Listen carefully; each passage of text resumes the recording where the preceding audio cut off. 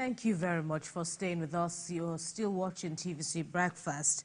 And Nigeria is now on track to be the world's fourth most populous country by the year 2050. It's currently the largest economy in Africa, and with 60% of its population under the age of 25, it stands on the threshold of a demographic dividend that can dramatically transform its economy for the better. Now, according to President Joe Biden of the United States, there is need to strengthen ties between African continents, between African communities, I should say, as well as the U.S. government, the African diaspora community in the United States, as well as the global African diaspora. With the ease of doing business initiatives, Nigerians can also work together with investors from outside Nigeria and get job opportunities. Joining us via Zoom now is board member, Biden's Advisory Council on the Ease of Doing Business, Franklin Olakunle Amo. Thank you very much for joining us on TVC Breakfast. So let's begin with you sharing your thoughts on this bid by the U.S. government to enhance partnership with Africa, including Nigeria. Only recently, of course, Nigeria hosted the Secretary of State, Antony Blinken, and of course he came riding on the wings of American investors, expressing intense interest to come and invest further in the country. Good morning, ma'am, and thank you very much, Ma, for having me here. Indeed, I think you are right. You've said a lot of the important reasons why the U.S. views Nigeria as a critical partner for having a real engagement from the commercial and private sector with the African continent. It's often said that if you're not in Nigeria, you're not in Africa. I think that that's wholly true. And I think one of the things that's really driving potential and opportunity in the future is the youthful Nigerian population, are the youth, are the sort of their aspirations, their dreams, their ambitions. And so one of the key pillars of U.S. engagement with Nigeria is in the digital economy. There is a lot of intense energy around seeing how we can use digital tools to empower young people and people who have a lot of ambitions and energy and ideas to commercialize those ideas. And that's happening through digital infrastructure. My firm, for instance, Bayless Digital, is focused on data centers, laying fiber, owning towers, investing in satellites. And all of this is to help move data around, have people use data in a way that's very constructive, and create that opportunity for the future. I think the new administration under His Excellency Bola Ahmed Tinubu, I think the U.S. administration has seen the early commitment to bold reforms, which are obviously painful and difficult to carry out, but that courage to enact those reforms has been noted. And I think that the U.S. private sector community is watching with optimism that those issues can be addressed and create an enabling business environment. But the interest is definitely there.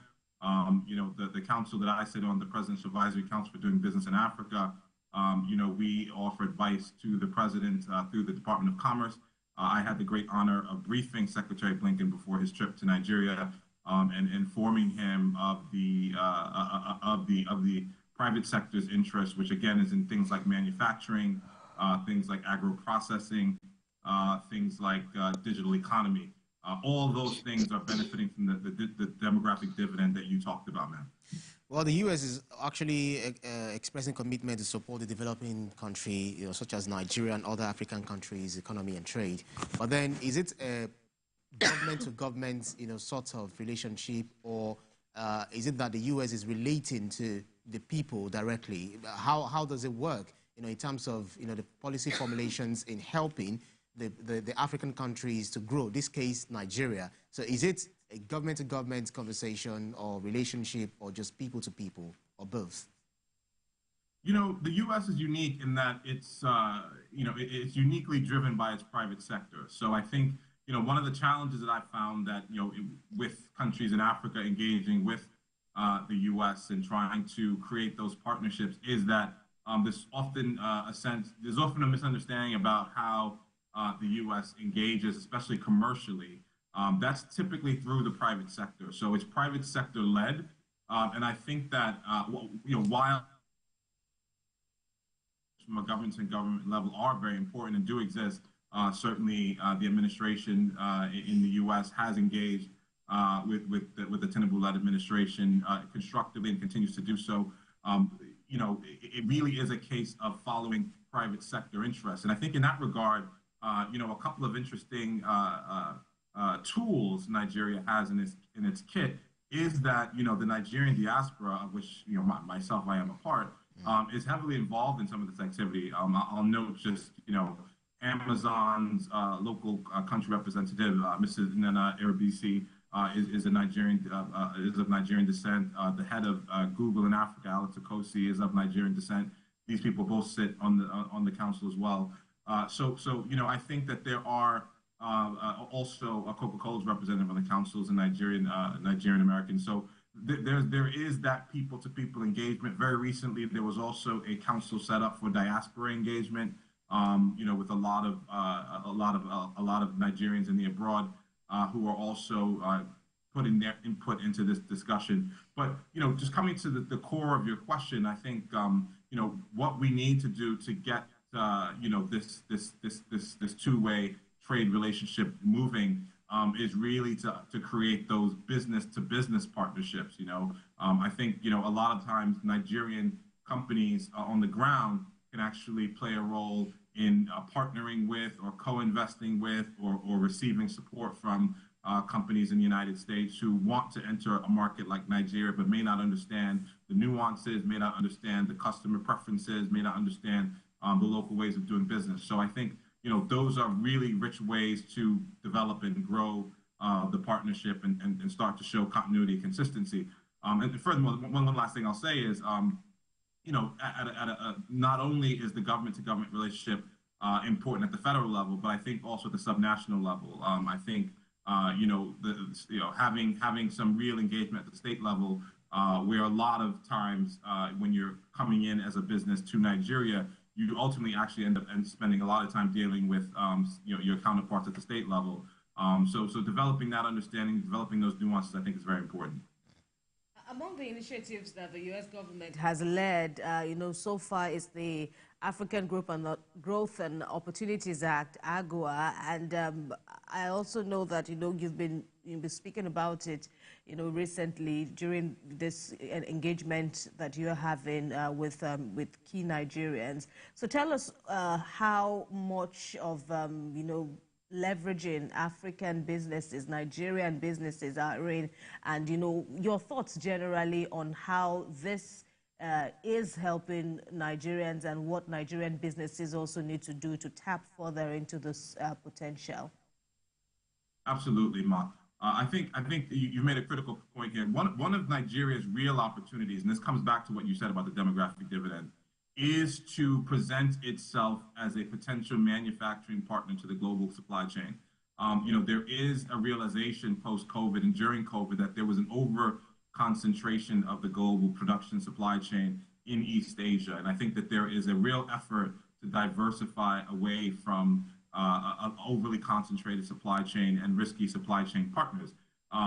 Nigeria, with its massive population, youthful, very talented, very industrial, very entrepreneurial, can find a niche here to embed itself in global manufacturing supply chains of all sorts.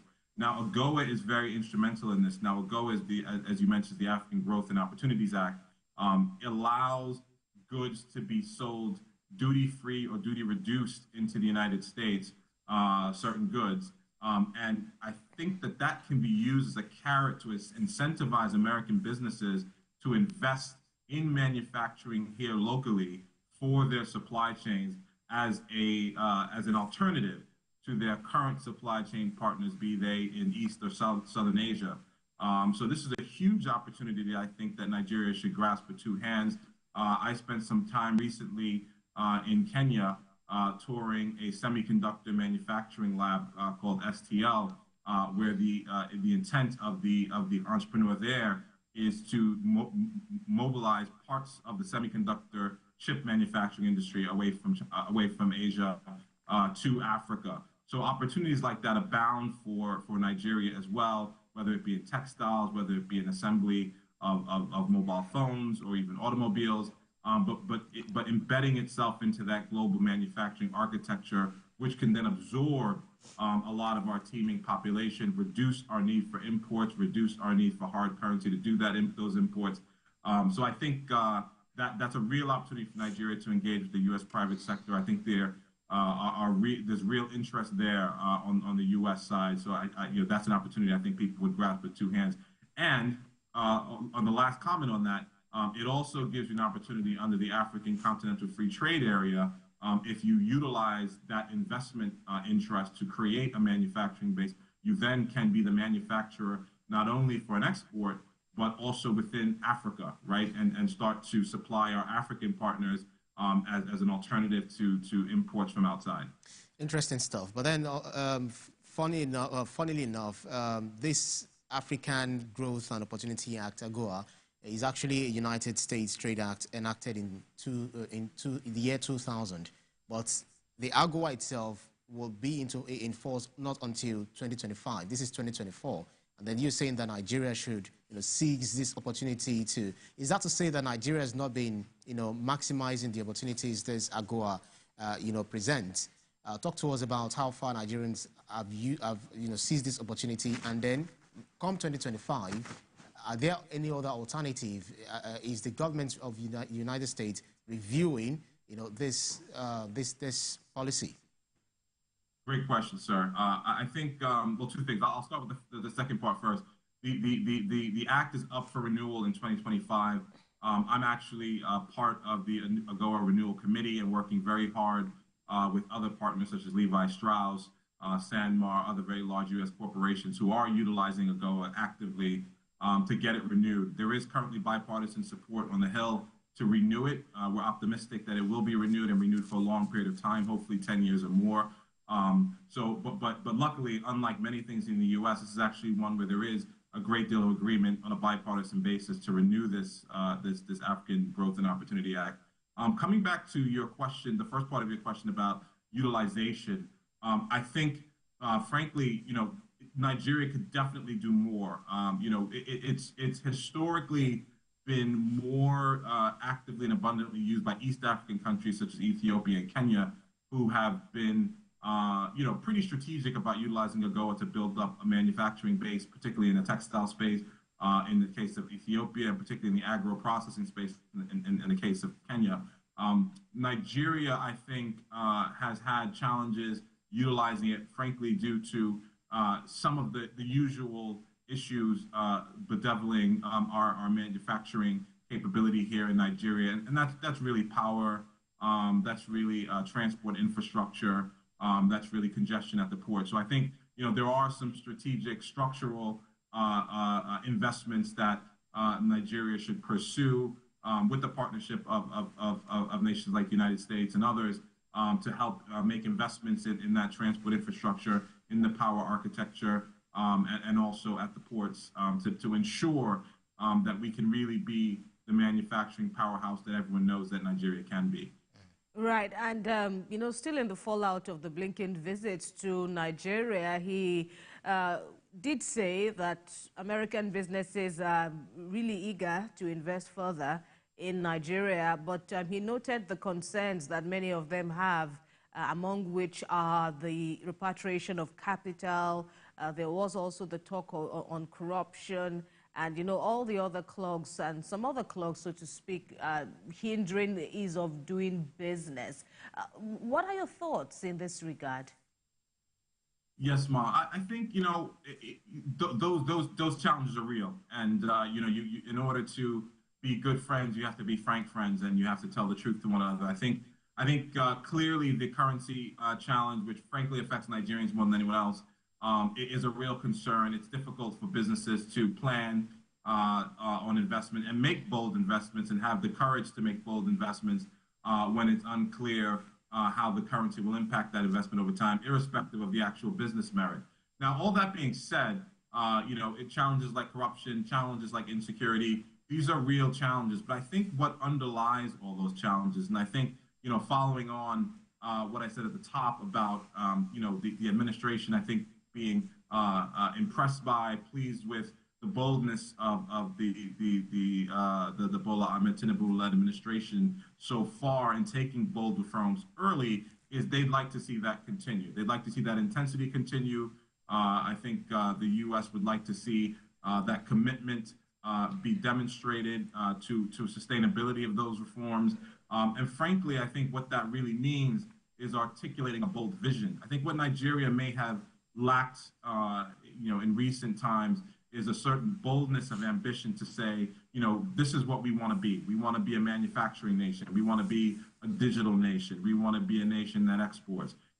Those things require a very sort of comprehensive set of policies and a commitment to seeing those policies through.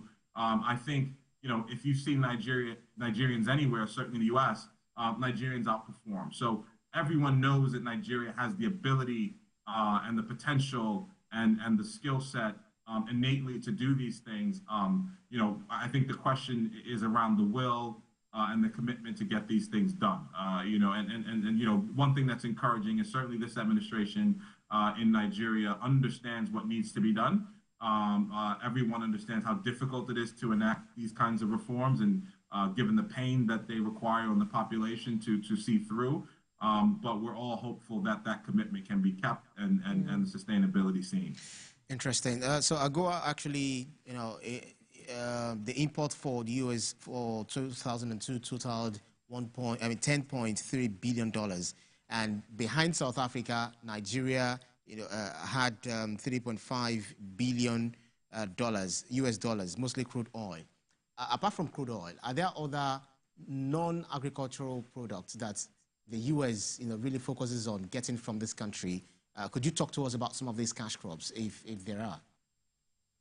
Yes, absolutely. I would note that there are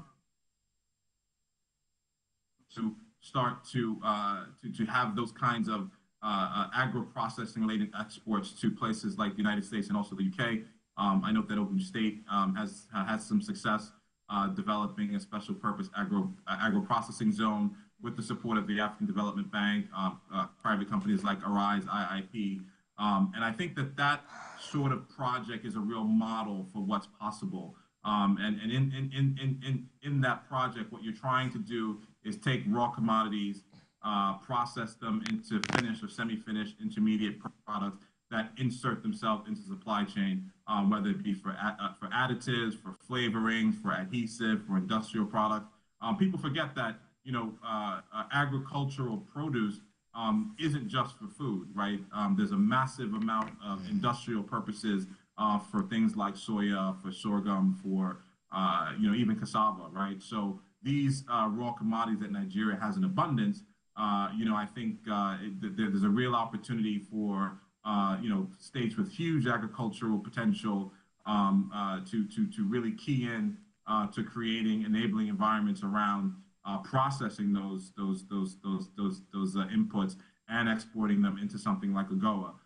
Additionally, I think Nigeria really should be bold. I think there's no reason why we couldn't in Nigeria see the assembly of mobile handsets, for instance, using using latest chip design, even vehicles. I think there's a move towards not only the internal combustion engine but electric vehicles, and these things sound fanciful, but really other countries at Nigeria's level of development now have in the past embarked on these kinds of initiatives and seen results. Have seen a lot of benefit and prosperity come to their citizens by taking those kinds of bold projects on. And really what they require is commitment and a plan, and that will attract partners from the private sector in the U.S. and other places, I think.